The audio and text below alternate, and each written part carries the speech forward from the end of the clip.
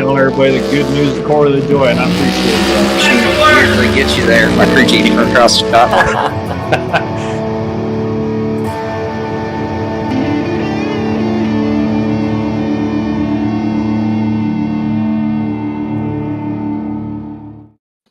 What is going on, y'all? It's Josh from Team Super Shoe, and welcome back to another episode of the Shoe Show. We are not talking about Air Jordans. No, we're talking about the one and only Corey LaJoie, the Super Shoe of NASCAR, and just anything NASCAR related. Super pumped to have you guys here live only on YouTube. We wish it could be on Facebook and other realms. However, we're kind of working that way. Otherwise, YouTube is kind of our home for now.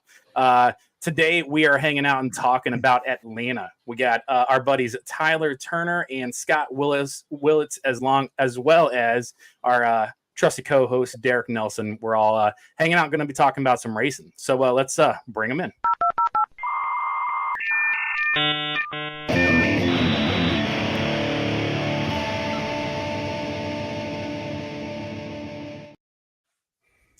We're here. We're live. How y'all doing?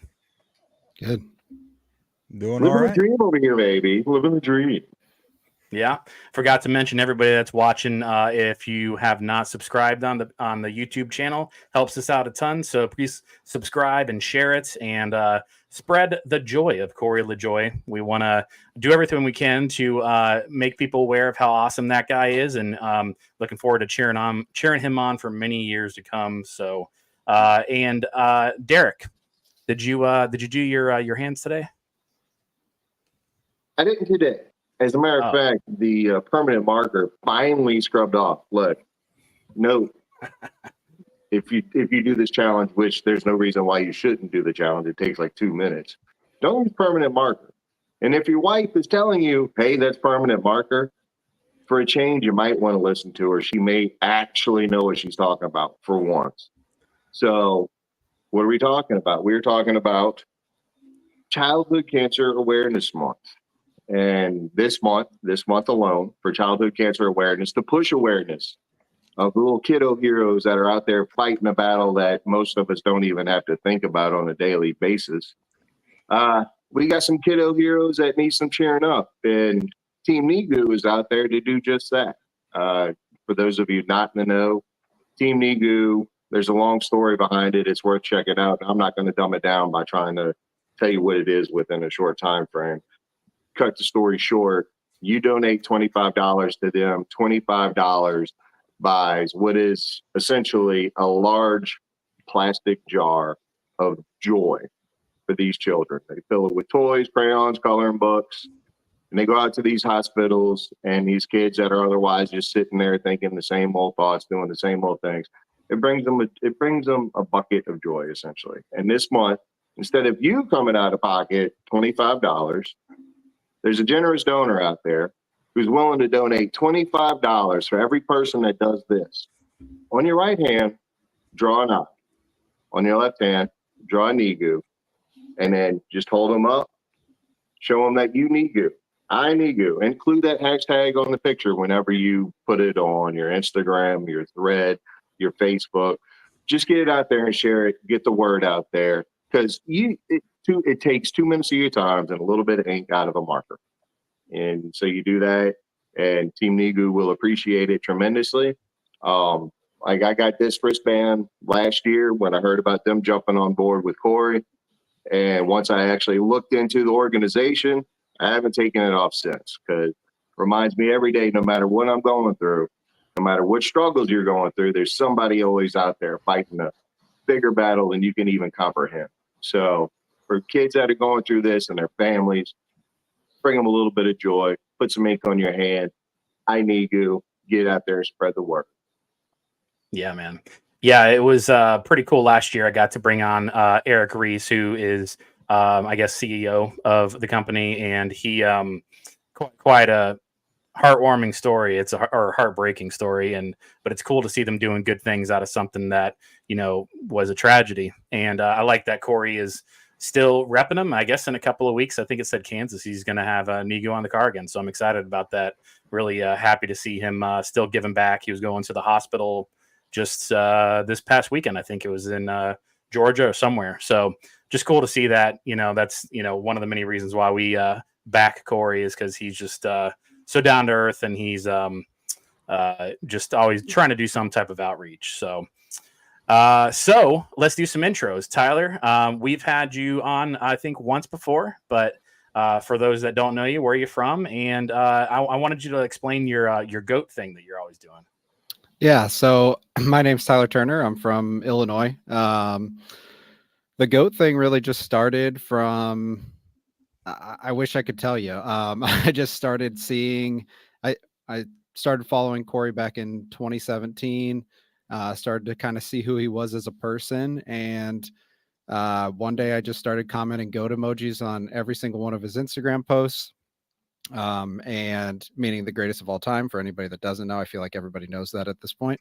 But so I did that, and I never really thought I'd like get recognized for it or anything like that. I just kind of started doing it, and after about the 5th or 6th time, Corey liked it, and then I was like, all right, I got to keep doing this. Kept doing it, and I don't think I've stopped since. I may have missed a couple posts, but I turned on notifications for Corey's page now, so as soon as he posts, I'm just like, got to do the goat. So yeah, and bringing you a little bit bigger onto the screen, see all the cool stuff you got behind you. Got that LaJoie. Oh, and is that a old 7 Randy hood, roof? Roof. Yep. I just bought that on Marketplace a couple weeks ago. So still trying to figure out where I'm going to put it. Probably on the ceiling, but you got a good wife to let you collect all that stuff. Yeah. She bought it for me. So she bought half this stuff for me. So cool, man. Well, I wanted you to explain some of these pictures I got. Was a pretty cool story. I know you've told it once before on the show, but for those that missed it. Yeah, and I actually have kind of my first meeting with Corey based on this story. So in 2018, I was scrolling through Twitter and I saw a trophy design contest through Busch Beer to design the Busch Pole trophy, which goes to the driver that gets the most Busch Pole awards throughout the season. They took me to Daytona and Vegas for the NASCAR awards, Daytona for the race. But the week before, the week that I won it, we were going to Chicagoland for the race anyway. And they found that out and they hooked us up with hot passes and garage tour and all that stuff. And I saw Corey, and this was like when I was first starting to follow Corey. And I said, hey, Corey, can I get a picture? As you can see, he was in street clothes. And I don't think at the time, like, I feel like not a whole lot of people really knew who he was, especially in street clothes. And it kind of startled him a little bit. And we just grabbed the picture. And that was the first time I really got to meet Corey super quick. But that might even predate the whole goat thing. I'm not exactly sure, but it might have started shortly after that. That's awesome. That's pretty cool, man. So Scott, man, again, I'd like to know where you're from, what you do, and just what brought you here. Well, Scott Willits, I live in central Pennsylvania, little hick town of Beech Creek, about 45 minutes one way to State College, Penn State University. Volunteer firefighter, been doing that for about 8 years. Got into loving Corey from working with an energy drink company that sponsored him 2022, I believe, which was when I really started following Corey. I know lately I've been called the helmet for a certain particular reason, which with talking to you guys, obviously, had to bring the baby on just for today. I love it. It's actually my service piece. I had to sweet talk my chief into let me bring my own personal helmet home, even though I bought it and designed it. But yeah, just following Corey, I got to meet him Watkins Glen that year. Obviously Pocono, we stood for about 3 hours in the rain, making sure we could get him to autograph it. But just the way he was and how down to earth he was, it was no doubt that he would end up being our driver. Oh God, some of these photos I sent you are horrible. But I love every second of it. I work in the local ER with a couple of people that are also Corey fans, and we talk about it all the time. I will say though, the picture of the Canadian flag is definitely a special story because the guy standing on my right in that photo got me horribly drunk the night before I met Corey. And I felt so bad because Leanne had to call me to get everything set up that night, and I was slurring really bad. That's awesome. Set up for what? What did you mean? Get back into the pits to meet Corey and hang out, and he Oh, gave gotcha. us a tour of the hauler, and it was a fun time. That's awesome. Did he say anything about your staggering or speech? Well, I will say I was pretty hungover that day, but I pulled through. I'm pretty good at being hungover. Last year, my wife made me and Dan walk the gorge hungover at Watkins Glen, and that was a 1.5 miles of torture. But we were promised ice cream at the top, so it was worth it. Awesome. Well, cool. Well, wanted to talk to you, Derek, and I guess everybody else. As y'all are aware, we are doing what Derek coined LaJoie Rendezvous. LaJoie. Oh, I'm sorry. See, I can't. If you're gonna mispronounce it, I knew everybody's gonna read this and be like Rendixvis, So, but either way, we are doing this contest where we did last year, where we're doing meet and greet photos, and whoever has the biggest and best photo wins the contest, and then the loser has to wear an embarrassing shirt on the shoe show. Well, I'm automatically coined the loser, I guess, the first loser, because I had a buddy take the photo, and the photo is now deleted. However, I did have a good about 15 people there, some kiddos, and I do have a video that I took for the shorts and reels and all that I was doing. But that's the only proof I got. So got this here where we were hanging out after he was off the Chevy stage behind this semi here. And it was really cool to see everybody come out. You see Mike there. He goes to every single racetrack. And but yeah, so with that being said, I am the loser. So I will be wearing the same Denny shirt. Is that right? Well, I'm sure as heck not going to buy you another one, dude. I mean, that man got my money once. I'm hoping it went to a needy family that was selling that shirt out of desperation. Of A, not wanting to be a Denny fan anymore, and B, just trying to get some money together, buy a can of chicken noodle soup. I'm just trying to help out the people, man. That's it. I'm a fan of the people, and I love you in purple, so it's a win-win. Yep. So that's that. But Mike is out at Atlanta right now, and actually, we're gonna get a phone call. We're gonna call him in a few minutes and get a weather report and see what the chances are of some champagne showers later. But in the meantime, did want to show some kind of cool videos that if you guys haven't seen stuff that him and his son are getting to do this weekend. His son Jayce, as we know, he's the luckiest kid in the world because he gets to go to so many races that Mike gets to go to. And he got to push the car out yesterday to qualifying. So super cool that Spire was, that they're able to, give that kid a member like that. So they have always been so cool with us on the show. And that's just pretty awesome. And then Mike, let's see where it's at. Mike was even on the flag stand that's Corey's qual run.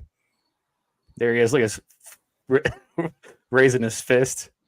That's great. So pretty jealous, not going to lie. So with that being said, when I was talking about the LaJoie Rendezvous, I was in Daytona. I did have, that's the third time I got to do something like that. And it's always just it's amazing to be able to be that close to everything. And there's points where I was just taken back. Like I just sat there and didn't talk to anybody, and I just wanted to soak it in, because it's a memory. Who knows how many, more I'll ever get of something like that as opposed to sitting in the stands. And one thing I did want to mention, I was able to speak to, obviously Corey and the crew and everything. And in regards to Facebook and a lot of people that have kind of been like throwing some hate out to Spire, because they dropped our boy, which, I don't like it either. Right. But I just wanted everybody to know, ultimately, I can't like give exact details. It's kind of stuff that's supposed to be off record, but I spoke to them, make sure that it was okay that I mentioned this. But just know, in the sport of NASCAR, there is much more hands in the pot than just the owners of the company. It wasn't the president or, you know, CEO or whoever that was making these decisions. There's even larger hands that are ultimately turning the keys to which seats open up, and, you know, in conjunction of, well, maybe that the next 7 driver will then fill in a driver for another team, and so on and so forth. You know, there's a lot bigger of a picture there. And I can tell you they were 100% in on Corey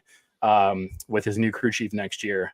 So it was a shock to them, just like it was a shock to us. So just want everybody to know that if you guys choose not to cheer on Spire anymore, we're all going to go and follow Corey wherever he ends up going. But I you know, be a little nicer to Spire, because they have done such cool things for us. They're involved on, you know, Team Super Shoe, and they're just, you know, it's a business, and they're all people, and I love them. I want to see good things for them. So I will be repping whatever number Corey's going to be in next year, but I'm also going to be repping Spire Motorsports gear, because regardless of if the drivers are likable or not, I ultimately want to see all those guys that I've gotten to know succeed.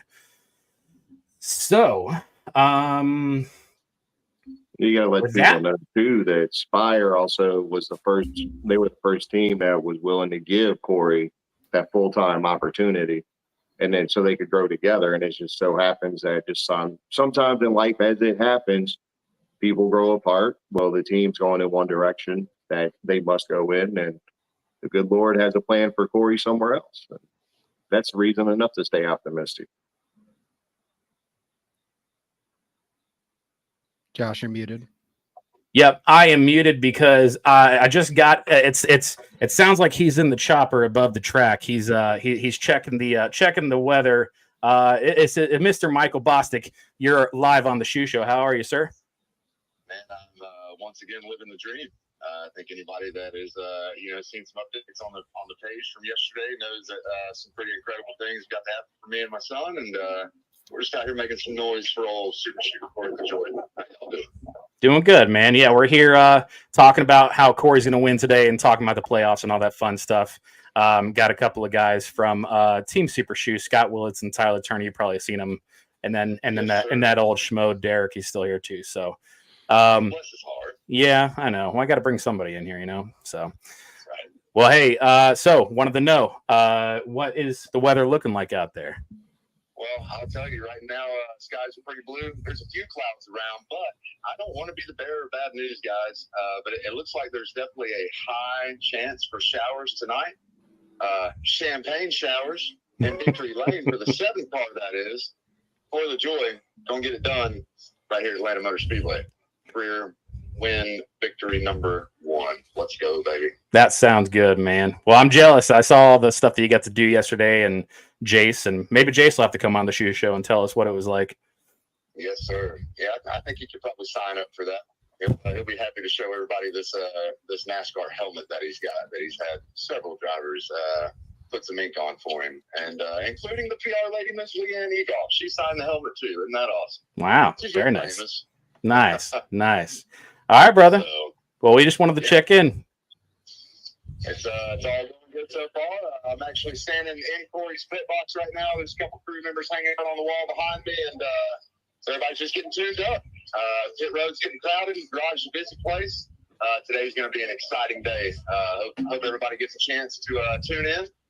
3 o'clock on USA, and let's watch the fast cars make a whole bunch of left-hand turns. Amen. Yes, sir. All right, brother. I'll talk to you later. Right. Cheers, fellas. See you. All right. That was your other trusty co-host, Michael Bostic. So, all right. I'm excited to see him look back and see if he gets mad about that video I played during it. So, all right. So, our first topic that I wanted to bring up is are playoffs good for NASCAR? We went a long time without playoffs in the sport, and now we have them. And good, bad, or indifferent, they're probably never going to go away. But wanted to ask you, Tyler, we'll start with you. What do you think about the playoffs in NASCAR? So I know a lot of like NASCAR purists are not a huge fan. I have a couple friends that aren't a big fan of it. I personally really enjoy it. I think it brings a lot of excitement to the end of the season. I could say, you know, at this point when I was watching as a kid and stuff, a couple drivers kind of checked out and you wouldn't see much of a battle or anything. So my personal opinion is I'm a big fan of it. And I think the only thing I might change is make it the last part, a 3 race segment, just like the other ones, or instead of everybody being the even points, maybe give bonuses for wins. So, you know, you start at this many points, but if you have 5 wins, you start with 5 extra points or something to give some sort of incentive for the top drivers. So they don't necessarily, it's not necessarily the winner of the race or the highest finishing gets the championship, but still keeps them close, but gives an advantage to somebody who's had a lot of success throughout the season. Yeah, I'd agree. Scott, man, what about you? I enjoyed it. Definitely adds some more drama into NASCAR. There's minor things I would change, but like Tyler said, maybe add a couple more races at the end. But growing up watching NASCAR, it wasn't as exciting towards the end because you pretty much could guess who was going to get that championship. Now it's anybody's game. Look at the Hail Melon move a couple years ago. Nobody thought Chastain was going to make that Final Four, and just making that move changed the whole landscape. Yeah. Derek, what you got, man? Well, I like the playoffs. I've grown. I came into the sport in 2004, and that's around the time frame where they started messing with the Matt Kenseth rules, where how are you going to win a championship without a win? And then I watched it grow into what it is now. And I've never had a problem with it until probably this year, to be honest with you, because a more mature perspective on the racing season as a whole. Like I said, I love the playoffs, but I think there's certain things that NASCAR used to kind of keep more control over that they've gotten away from, that's allowed for some things to happen that, even though they are entertaining, it kind of takes away from the purest aspect of who's getting into the postseason. The only thing I would change is if you're guaranteed a win and you're in, then it needs to be, and I don't mean that anybody in that partakes in the sport is irrelevant. So I'm going to say that, but that's not, I mean, you're one of 40 drivers that can do what you're doing. And we've seen Formula One guys come over. We've seen IndyCar guys come over. I mean, Juan Pablo Montoya, love him or hate him, he's one of the greatest racers of our era for what he's done and everything he's ever sat in. He came over and he only won, like 2 races. Top 20 drivers should be the only ones that are allowed that guarantee.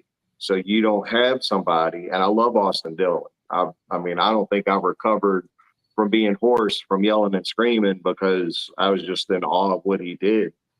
But he thought if he did that, he would be in the playoffs. Well, that's an area NASCAR needs to tighten up and say, hey, look, we're not going to have a 35th place driver come in and take away opportunities from drivers that have been more consistent all season. So I think you rein it into 20 drivers, you're consistent guys that are constantly up there racing for win and racing for playoff points. Because ultimately, like, the first 4 out are more than likely going to be guys that we got lucky to get in. And I think you take away that luck scenario by restricting it to 20. And that's all I got to say about that. Yeah. I also enjoy the playoffs. I look at it as that a lot of people want to go back to the way it used to be, but the way it used to be, like you said, with Kenseth, and he didn't win a single race and won the championship, or that is the most fair way to do it, 100%. But you also look at all the rest of the sports that we watch now. Stick and ball sports are totally different than auto sports because you got a 50-50 chance of winning, right? As opposed to 40 different people that could potentially win at a plate race, or you got a good 20 to 30 people that are that have a decent chance of winning in a intermediate or short track. But I think that ultimately it's not fair, but it has to be done. And I think that NASCAR will never go away from it because they want the TV ratings. Like a buddy on YouTube was saying, is that it's all about the ratings and the drama, and they want those clicks. Even if they're going to penalize you for those clicks, they want the clicks. So, I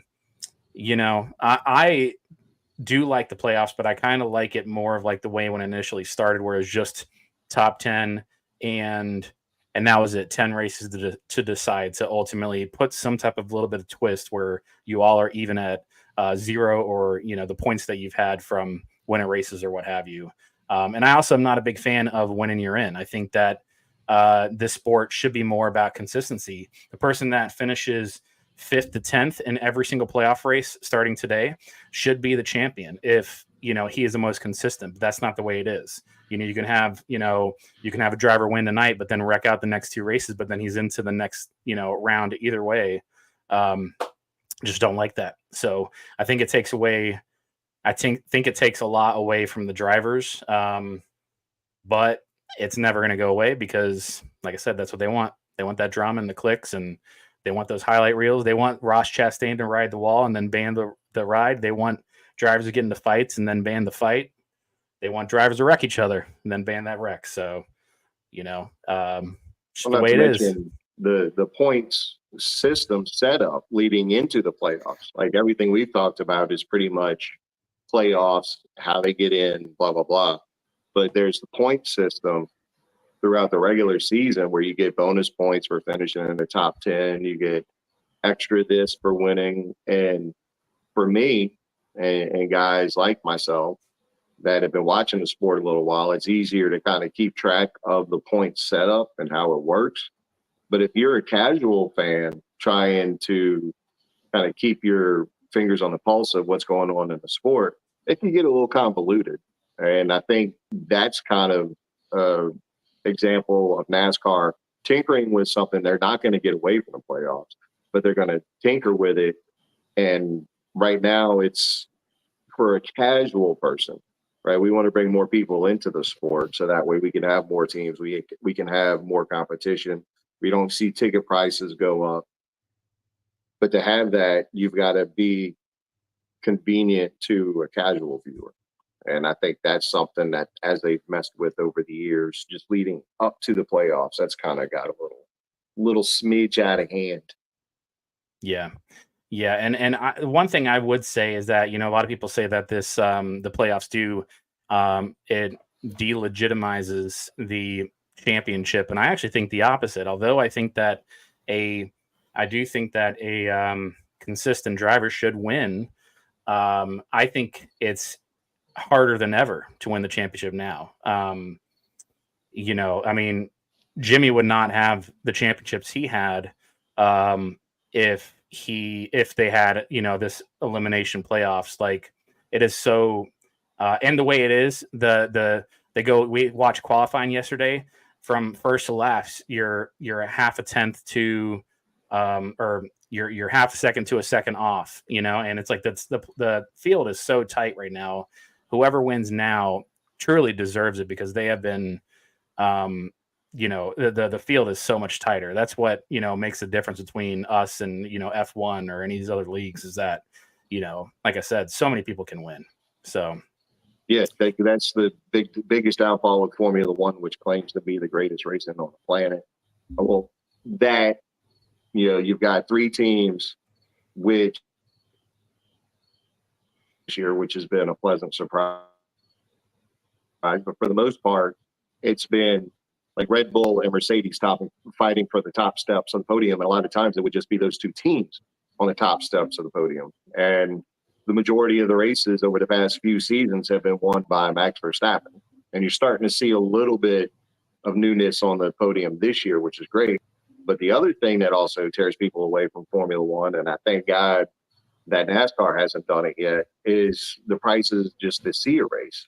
They're increasing the amount of races they have in the States. They race in Miami, they race in Texas, but I think they just used to race in Texas for the past several years at Coda. But you can't be a casual fan and get into a Formula One race. I mean, not without mortgaging your house, selling your nice car and leasing a Hyundai for the next several years, just so you can afford to go see some cars for a fraction of a second going around the track in Miami. So that's out there now for all the people that have been hating on NASCAR. At least you can afford to go to a NASCAR race, and at least you see some good old boys behind wheels of fast cars doing entertaining things. And there ain't no second and third place, because those are just the first two losers. Yeah, man. All right. Well, next up, I wanted to bring up it today. No matter what we think of it, it is the start of the playoffs. So wanted to ask you, each one of you, what you think of what do you think the first 4 eliminations are going to be in 3 weeks, and who's your final 4, and who do you see taking the whole thing over? Yeah, so I think kind of going back to Derek's point a little bit about, guys that aren't in the top 30 or top 20 in points making the playoffs. I think Harrison Burton gone easy. There's no chance he's moving on. My other 3 would probably be Suarez. Man, this is tough. Suarez, let's go Cindric, and I'll throw in a little bit of a surprise, Bowman. Those would probably be my first 4 to go. Yeah, man. Scott, what do you think, man? I don't know. I got to go with him, Burton. I mean, that was great for the Wood brothers, but I don't see him lasting. I got to go Briscoe as well. I think his last win was just a nice little miracle there. But Gibbs has to be one of the first ones I see going out. He hasn't been all to par unless he can pull something off next week at Watkins Glen. And I got to go Suarez as well. Yeah. Derek, who's your first 4? I'm going to agree with Tyler pretty much on all of them. The only one that I question is Gibbs. Could he be one of the first 4? That's entirely likely. I think with that team, the way JGR has been running, they're consistent, but there's enough luck with some of the guys ranked towards the bottom of the first 16 that they could get their stuff together. Maybe not necessarily make a championship run, but luck into some wins. We do have Watkins Glen coming up, and like Scott touched on, and we know Ty Gibbs he's a phenom on the road courses. But you also got the Juan Pablo wild card over there that he's indifferent. I don't see him interfering with the race, but I don't know. I'm gonna back what Tyler said. Harrison runs for a good team, but we haven't even seen consistency out of the regular guys over there. Because essentially, even though it's Wood Brothers, it's a Team Penske car. I've been to the shop a couple times, and I've seen the 21 car over there getting set up with the 2 and the 12 and the 22. I'd like to see Harrison Burton do well. I'd like to see him catch fire like Tony Stewart did when he won his last championship. But I just don't see that happen. Yeah, I think that I'm pretty much on board the same thing with you guys. Definitely Cindric, Suarez. I would say Cindric, Suarez, Briscoe, and Burton. I don't think Briscoe. These playoffs are, cutthroat, and I just don't see him.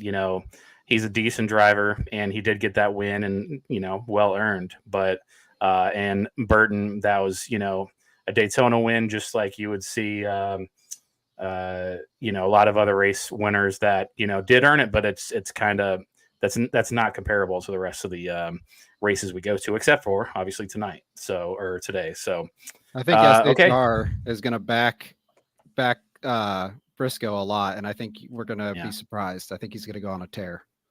I'd be okay with him. I mean, he's a good dude. He was on. He's been on the motor racing outreach stage with Corey as a Christian, and I really like him. So he seems like a good guy. So, so Tyler, who do you got for your top 4, and who do you got winning it?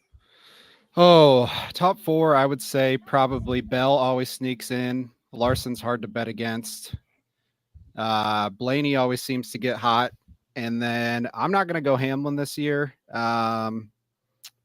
Let's go this is a little bit of a stretch, but Brad K. I think those four go on to the championship 4. To win it all, I think Christopher Bell's due. As much as I'm not a big Christopher Bell guy, but I think he's due for a championship. So that's Scott, what you got, man? Man, you got to go with Larson and Blaney. I mean, they always put up whenever the money's hot. I've got Hamlin, since he's been more aggressive. Unfortunately, I hate saying that, but I do see it happening. But I think Riddick takes it. I mean, look at what he did at Darlington, winning the points championship, the regular season points championship, especially with holding the skid mark in his pants. Like, yeah. That boy's been on a tear, and I honestly think Riddick will take the championship this year. Nice. Derek, what you got, man? Well, the first one is going to be Kyle Larson, because you can't discount his talent behind the wheel. You can't discount the fact that he's been in the championship hunt before, and they're running consistent. I think he's been a little reckless in the past handful of races, but that's because he's had those guaranteed wins and his guaranteed spot in the playoffs. And he was pretty much running to get points and wins to kind of pad his lead there in the postseason. So you got Kyle Larson. You can't discount Reddick. You know, he's been one of the most consistent, if not the most consistent driver all season. I'm going to throw Ryan Blaney in there. They're kind of running, I've heard that they're running a little bit better this year than they were last year. They just haven't actually caught fire. They've been more consistent. So you didn't have that sudden flame and then the lingering effects of a win that'll carry over to the next win. Is just the consistency is there. And then my number 4 pick, just because he was my guy before I jumped on board with LaJoie and started stacking pennies with y'all, Brad Keselowski. And I'm going to pick Brad K to win it, because if you look at the team, it's a 2-car team, and Brad K got in through a win at Darlington earlier this year. So it wasn't a lucked up win. Like he's been increasing in his points position finishes. He's been finishing better and better this year. He's got a little bit of consistency going. And then Buscher almost got in. If it wasn't for Briscoe pulling off the win at Darlington, which was phenomenal, which could lead him to a really good run into the postseason, because you don't dumb your way into a win and luck your way up into a win at Darlington. But, I got Brad K just kind of surprising everybody and getting that win for RFK. Yeah, man. That'd be cool. My choices would be Reddick, Byron. I would say, I think Blaney. I think he's got a shot at it again this year, and Larson, I guess. Yeah. I really don't think Hamlin is. I'm, not because I'm not a fan of him, but I think his cards are really stacked against him, and I could see him not making the Final Four. My ultimate choice, though, for my prediction to win would be Reddick. I've thought that all year. We all know he's very talented, and he's got a good hot rod under his seat there. And if it wasn't him, I would think Blaney. Blaney's been impressive too. He hasn't been on too huge of a streak lately, but I could see that too. So. Yeah, you look at the last 2 season finishes, he was running up in the front, possibly padded Joey Logano's win at Phoenix when he could have went up there and won it. And then last year he finished second. He didn't win the race, but last 2 years he's finished first or second. So, and he's been in that position to do so. So you can't really discount Blaine. Yeah. Yeah. So, I wanted to talk about this next subject, and Scott, I'm going to ask you, just because you have a little bit of history out in Darlington. We finally got to see Corey's first top 10 in a non-drafting super speedway style track. Honestly, I'm kind of surprised it would come at Darlington, considering how tough that track is. He finished 16th in the spring, but for the rest of his finishes. His finishes have never. He's shown promise there, but he's usually between 20th and 30th every race for the rest of the years, besides his 16th earlier. So, wanted to know, man, you surprised as much as I was that he got his top 10 there? I don't want to say I am. Just watching how he wheeled it this past May.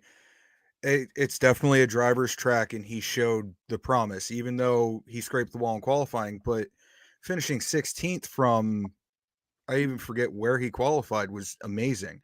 But if you look at the average, I mean, he averages about 6 spots better when he finishes at Darlington. And that's including May of 2022. He was in an accident and he finished even last September in the 22nd spot. He's always been a driver, and just watching how he dances with the lady in black in them turns and able to control that car, it wasn't real surprising to me.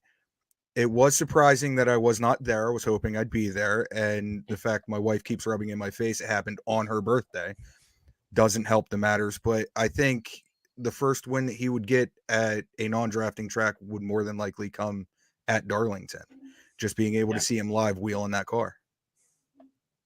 Nice. And it says, I have to ask if you've been to Hot Atlanta. I have not been to Atlanta's racetrack, but I have been down some bad roads. So we won't touch on those stories here. Let's keep it to the racing. All right. All right. So, I was pretty excited to see that finish last week. And so my next subject and last subject before I let you guys go and we go see Corey do well today is wanted to show some highlights here. And for everybody watching on YouTube, I have tested it, and I believe I am not going to get censored. I'm going to keep an eye on it, but I'm going to be showing video from NASCAR's YouTube and things like that. And sometimes they don't like that. So hopefully we stay in check here, but I'm going to show, since the repave in 2022, show some highlights and lowlights of Corey's career there. This is really his track, and wanted to just touch on it and get y'all's opinions. So here is 2022. Corey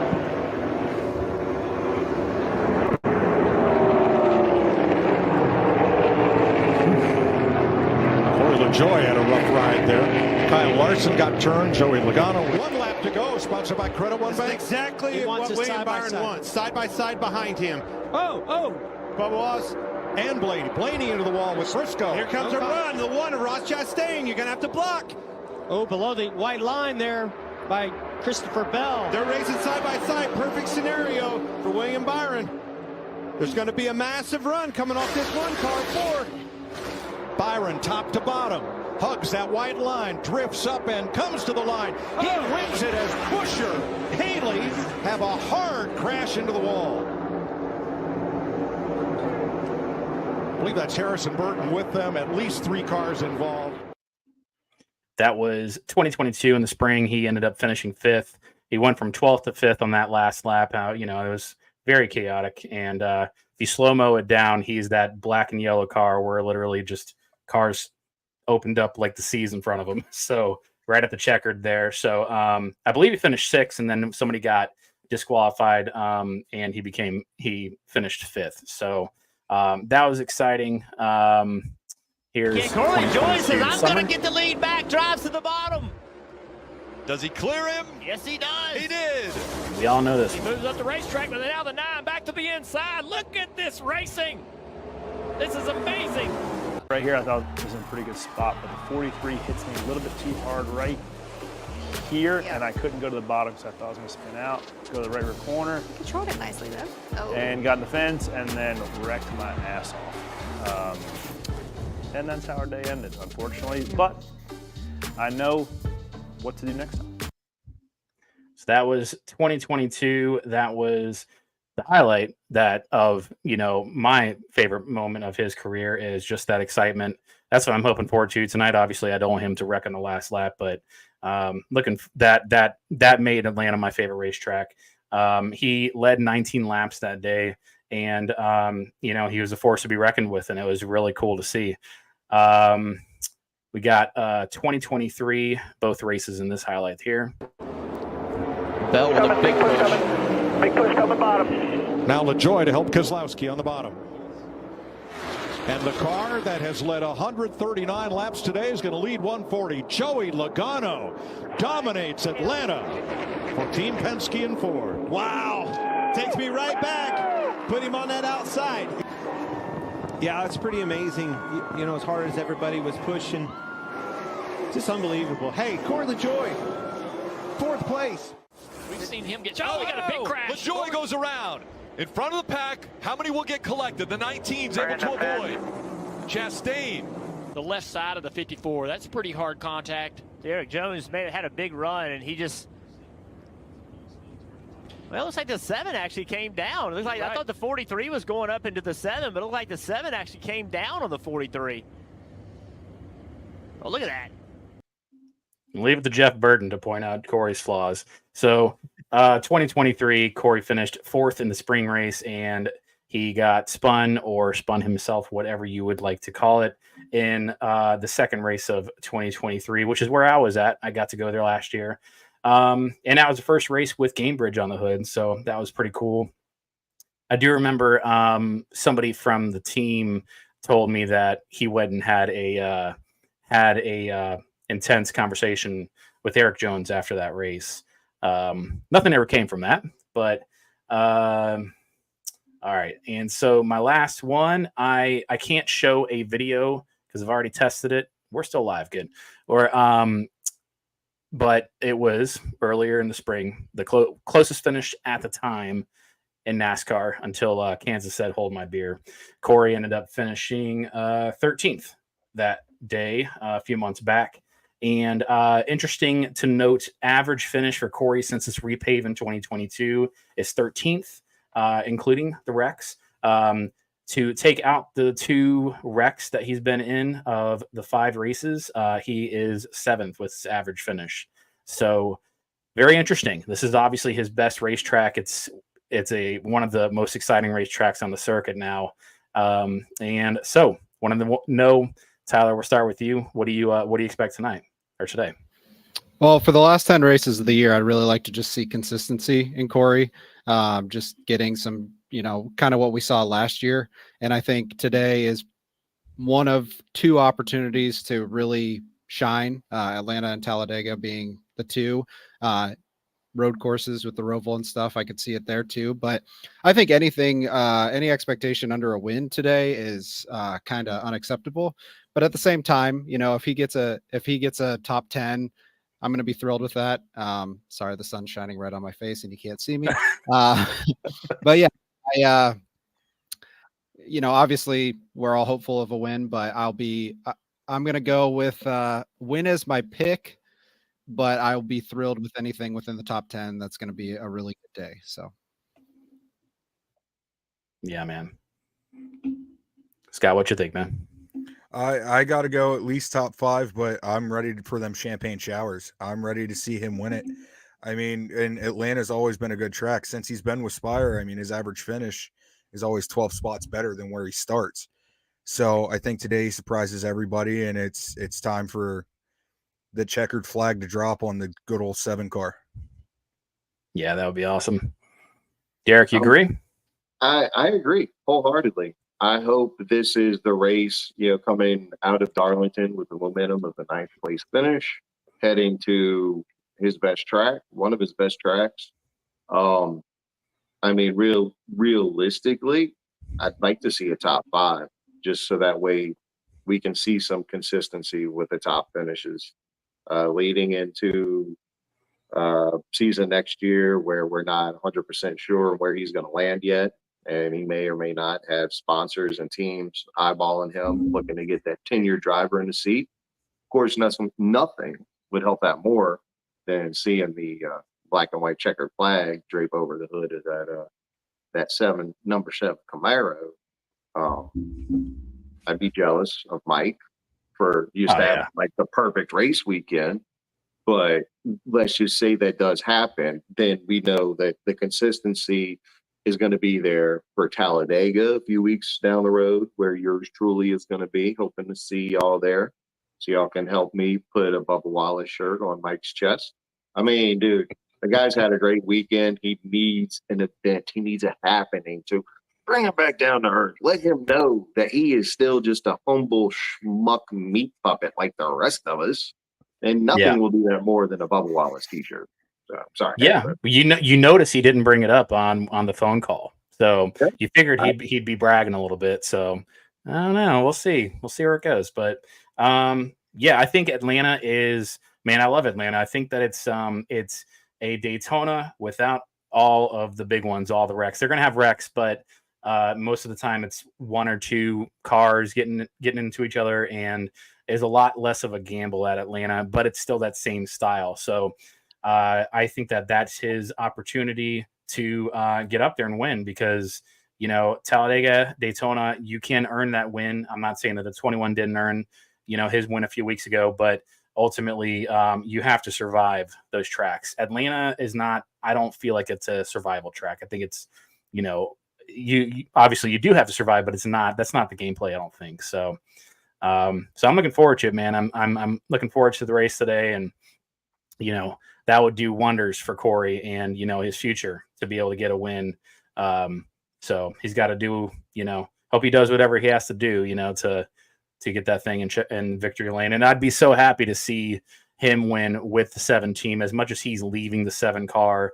I want to see Ryan Sparks in victory lane. I want to see these guys that we have grown to love for the past 4 years. I want to see them all happy. So I'm sure that they're going to have a bright future, but I want Corey to be the first one. So we'll see, but I'm excited. Well, I appreciate you guys coming on the Shoe Show, and hope everybody at home enjoyed it, and just kind of getting pre-gamed for Atlanta. And again, everybody watching, if you haven't liked, comment, subscribed, subscriptions mean a ton for YouTube, and the more I get, the better, because it continues to push it further and further out and show people that there is Corey LaJoie fans. Not everybody's hating on him. We are close to 300 subscribers, so that's pretty cool. And this is a show just for the fans, by the fans. Me, Derek, Mike, we all have kind of created the show just out of opportunity, and it's something that we really enjoy to do. And it's cool to get to meet people like Tyler and Scott, and also get to do other cool things, behind the scenes things, interviews, whatever. Just kind of going with the flow. So we really appreciate you guys hanging out with us. Before your flow goes, I got to throw this in there. Then we can go, and Tyler can get some sunscreen or some aloe for his face. I just want to plug the LaJoie Rendezvous at Talladega. Okay. And again, I've already stated a couple times, and this isn't me begging. I'm not at that point yet, but I'm going to be out at Talladega. I'm going to be working some things behind the scenes to try to get Shoe to a Team Super Shoe meet and greet. Last couple of years we've been there. We did it last year for the first time, met at the Arctic tent. Prior, he took some time, did a personal picture for the group, and we got to get more people to show up, regardless of whether or not Shoe's going to be there, because ultimately the whole thing that brought this back around, the whole thing that made us brainstorm this, is that with the season like Corey has had, he needs to know that we, the fans, are there to support him, and not just there to take advantage of him being there and get autographs and stuff. When he's not around and we're at home doing what we do, we still support him. We still wear the 7 gear, the LaJoie gear. We back the people that back him. So y'all show up at Talladega. I'll keep your eyes posted to Team Super Shoe. I'm going to get some details up there, when and where. But it's ultimately for Shoe. It's not for me. It's not to put some Bubba Wallace stuff on Mike's chest, Bird chest. So please, if y'all are going to be out in Talladega, stay tuned for details, and come out there and get your picture taken with this schmuck. And let's try to put a Bubba Wallace shirt on Mike, and ultimately show Shoe that we love him and we're there for him wherever he lands next year. Nice. Yep.